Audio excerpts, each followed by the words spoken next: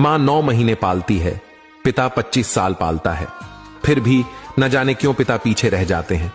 मां बिना तनख्वाह लिए घर का सारा काम करती है, पिता पूरी कमाई घर पर लुटा देते हैं, फिर भी न जाने क्यों पिता पीछे रह जाते हैं।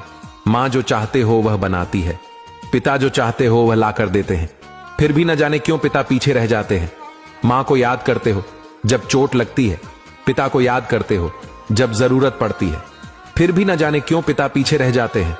मां और बच्चों की अलमारी नए कपड़ों से भरी पड़ी होती है, पिता कई सालों तक पुराने कपड़े यूज करते हैं, फिर भी न जाने क्यों पिता पीछे रह जाते हैं।